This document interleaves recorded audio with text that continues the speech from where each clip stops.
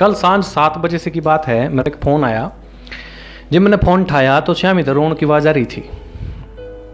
ज़्यादा देर नहीं लगी मैंने समझण में कि कौन रोवा है। मेरे एक दोस्त की वाइफ थी जो रो रही थी। उसने पूछा मेरे से कि भाई साहब आप कहाँ हो। मैंने कहा मैं घर पे हूँ। वो बोले कि हमारे पास कितनी देर में आ सकते हो। मैंने पूछा क्यों भाभी जी होया कि। उसने कुछ नहीं बताया। उसने सिर्फ यूँ कहा कि भाई साहब नु बताओ आप कितनी देर में आ सको हो। मैंने कहा आने में तो 1 घंटा सारा लग जाएगा। मैंने बताओ क्या दिक्कत है। बोले नहीं आप आ जाओ। बोले मगर माता जी किधर है, भाई साहब किधर हैं। उसने कोई जवाब नहीं दिया। उसने सिर्फ यूँ कहा भाई साहब जितनी जल्दी हो सके हमारे घर है आ जाओ। मैंने आश्वासन दिया अगर रुक जा मैं आन लग रहा हूँ। ताबड़तोड़ मैं अपना स्पीड सी लेकर अपने मोटरसाइकिल की घंटे सारे मैं उनके घर पहुँच गया। मैंने देखा मेरे भाई साहब जो पेशे थे एक जज हैं शामी बैठे थे। भाभी रोने लग रही थी, चिल्लाने लग रही थी। उनका 12 साल का बेटा भी परेशान था। 9 साल की बेटी बेचारी कुछ कह नहीं पा रही थी। मैंने भाई साहब से पूछा बोले के चक्कर है रे। बोले के बात है तो मतलब न्यू के सिचुएशन कर रखी है, मैं बुलाया क्यों था ने फोन करके। भाई साहब ने कोई जवाब ही नहीं दिया। फिर मैंने भाभी से पूछा भाभी जी क्या दिक्कत है, मैं बुलाया क्यों आपने नू बताओ। वह बोली ये पेपर देखिए भाई साहब तलाक के पेपर कोर्ट से तैयार करा ले आया है। मैंने तलाक देना चाहो आया। पूछिए इससे क्यों तलाक देना चाहो आया। मैंने पूछा अरे यूं किस तरह उसका है यार, इतनी अच्छी फैमिली है, 2 बच्चे हैं, सब कुछ सेटल्ड है। एक नज़र में तो मन लगा कि ये मजाक कर रहे हैं मेरे गिले। फिर मैंने बच्चों से पूछा बोले बेटा दादी कहाँ है। बच्चे ने बताया कि पापा 3 दिन पहले नोएडा के ओल्ड एज होम में छोड़े आए, एक वृद्ध आश्रम में छोड़े आए दादी ने। तो मैंने घर के नौकर ते गया बाबू जी। वो बोले हाँ जी। बोले चाय बना दे चाय पीवेंगे। चुपचाप बैठे रहे सारे। इतने में चाय आ गई। मैंने चाय का कप हाथ में उठा लिया। हाथ में उठाए पीछा भाई साहब ने कहा भाई साहब या चाय पियो। चाय पी नहीं रहे अगला। चलो जी बात आगे बढ़ गई। कुछ ही देर में भाई साहब एक छोटे बच्चे की तरह रोन लग गया। गोना चिंगाड़ मार रोन लग गया और बोलिया भाई मैंने 3 दिन तक कुछ नहीं खाया। मैं अपनी 61 साल की मां ने कुछ लोगों के वाले कर रहा हूं।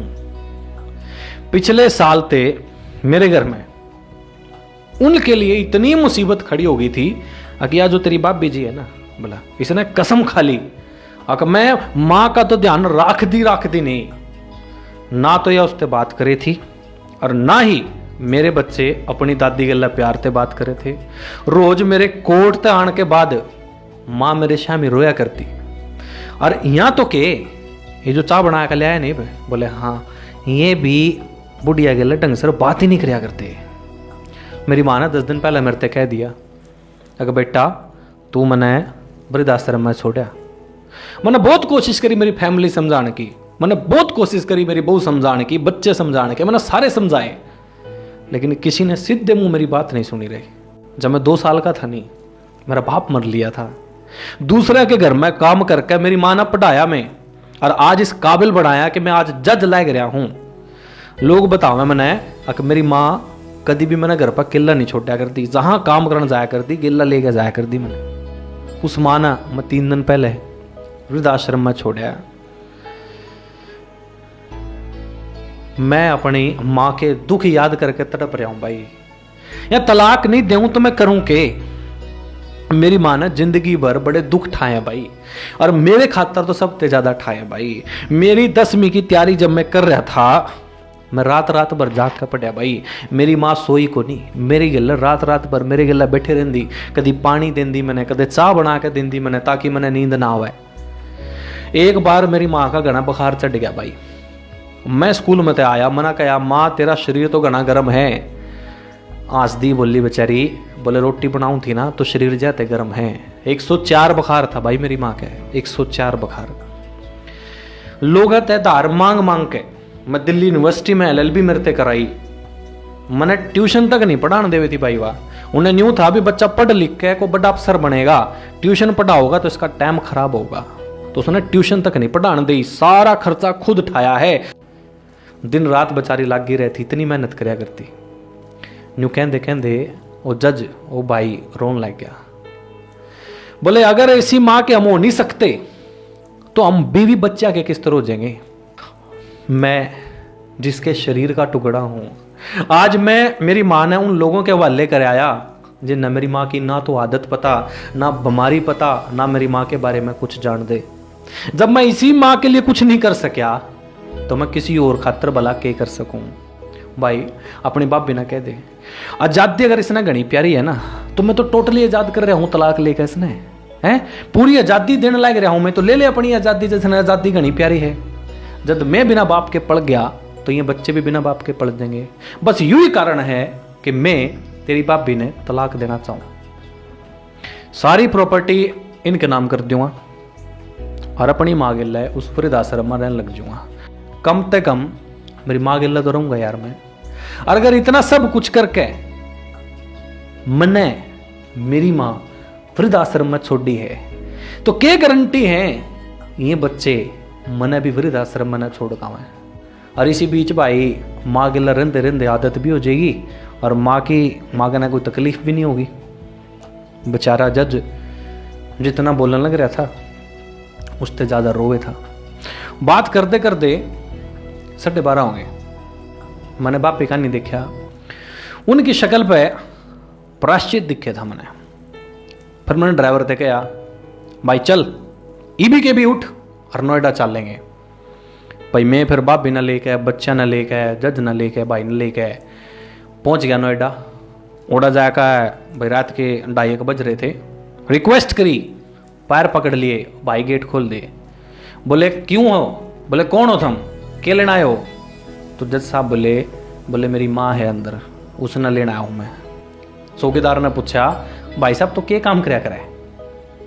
भाई ने बोलिया अगर मैं जज हूँ। चौकीदार हंसन लग गया। फिर चौकीदार बोलिया जब तेरे सबूत सारे तेरे शामी थे, जब तो तन अपनी माँ गल्ला न्याय नहीं कराया और हो गल्ला के न्याय कर दोगा भाई। तो इतना सुन के हम लोग तो वहीं रुक गए। चौकीदार ने जज से कह दिया जा अंदर जाकर मिल ले। जज अंदर चला गया। अंदर तो एक लेडी आई, वार्डन थी वह, बड़े तीखे स्वर में बोली 2 बजे रात ने आप अगर इस बुढ़िया न ले जाकर कहीं मार दोगे तो हम क्या करेंगे? मैं भगवान ने क्या जवाब दूंगी? फिर मैं गया अंदर। मैंने कहा बहन जी आप विश्वास करो ये लोग बड़े प्राश्चित में हैं, आज ये अपनी माँ न लेना आए हैं। 5-10 मिनट के बाद भाई वह वार्डन ले गई हमने सारे न अंदर की स्थिति अगर हमने बताऊं, उड़े माँ जिस बेड पे पड़ी उस बेड पे माँ के लवाए एक फोटो न्यू जनों के छोटे बच्चे ने सुला रही हो माँ। फोटो थी फैमिली की, अपने पोते पोती की, अपनी बहू की, अपने बेटे की। ठीक है, हम अंदर गए। अंदर जाके हमने कहा माँ हम अपना लेना आए हैं। जब मैंने यूँ कहा ना कि माँ हम अपना लेना आए हैं तो जज और जज का परिवार एक दूसरे ने पकड़ कर रोने लग गया। आसपास के कमरे में थे बुजुर्ग भी आ गए, लोग जाग के बोले बाहर के रोलो हो रहा यू के चक्कर है कि नहीं है।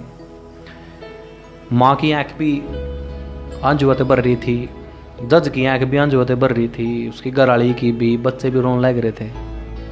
चलने की तैयारी हुई। पूरे आश्रम के लोग बाहर तक आए। किसी तरह हम लोग आश्रम के लोग थे अपना बाय बाय करने लग गए, बोले हम तो जावा है। सब लोग एक आशा में देख रहे थे हमने कि शायद कोई उन्ना भी लेना जो।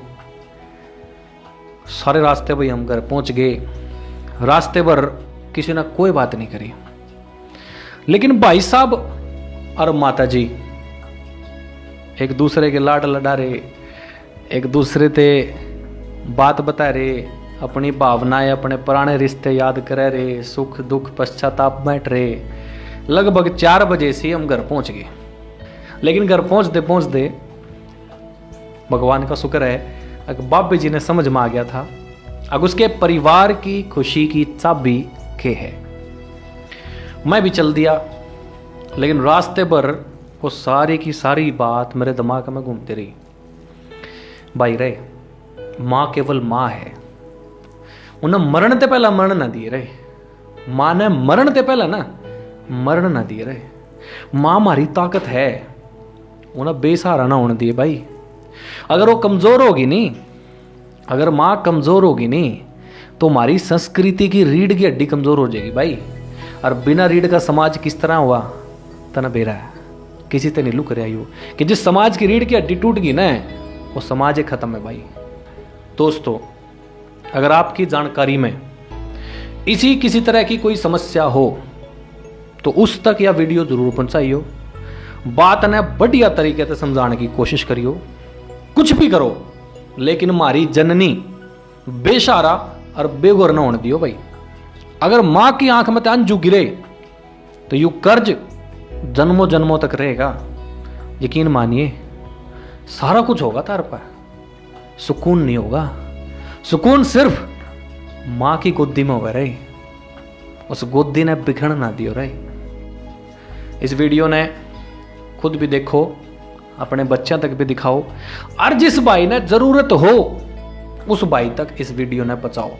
शायद किसी के घर की मां वृद्धाश्रम में जानते बचेगी, उनकी जिंदगी का सुकून खत्म होने से बचेगा। जय हिंद, जय भारत।